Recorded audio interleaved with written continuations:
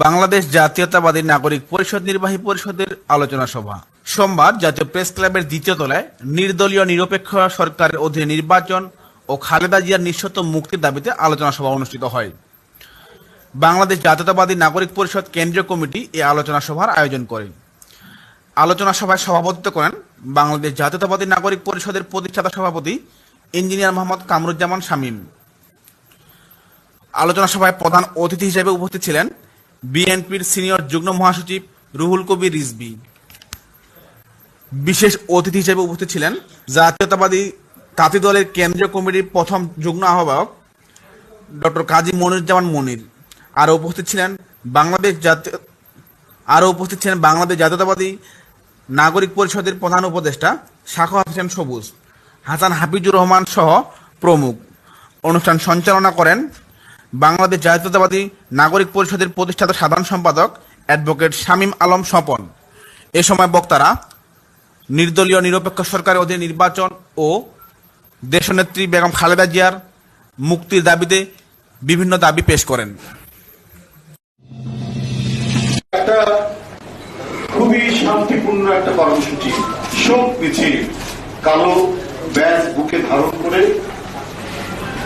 সুশৃঙ্খল ভাবে কোন স্লোগান ছাড়াই কর্মসূচিটা পালন করে। আজকে গুলি করা হলো কেন? আজকে সেই সমস্ত মানবাধিকার কর্মী, আমি আর কিছু, আমরা সেই অসত্যের বিরুদ্ধে, সেই মিথ্যার বিরুদ্ধে আমাদের সংগ্রাম, আমাদের উচ্চারণকে থামাতে পারব। উপস্থিত বন্ধুরা, আমরা সেই নিরন্তর সংগ্রামের মধ্যে দিয়ে এই সরকার একটা নাকি অপমান করতে চায়। আমরা মিশরের কায়রোতে দেখেছি তাহরিক স্কয়ারে বিচ্যুত করতে পারবেন না। আপনার হুমকি দেন, সেই হুমকি আপনার আর টিকবে না।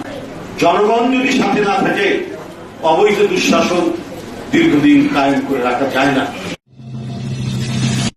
সরকারের অধীনে নির্বাচনকালে সর্বশেষ বাংলাদেশী নারী নেতৃত্ব ও গণতন্ত্র প্রহরী উদযাপন করতে পারি না। আমাদের অভিভাবক এখন প্রবাসী, আমরা প্রতিষ্ঠাবাসী উদযাপন করতে পারি না। আমার কলিজার অর্ধেক টুকরো গোলার ওই রহিম স্বৈরাচার বাংলা সরকারের গুলিতে নিহত হয়েছে। তাই জাতীয়তাবাদী দলের টাকা যে কোনো কর্মসূচিতে বাংলাদেশ জাতীয়তাবাদী নাগরিক পরিষদ সর্বাত্মকভাবে একাত্মতা প্রকাশ করে যুগপৎ আন্দোলন তৈরি করার জন্য সর্বদা প্রস্তুত রয়েছে।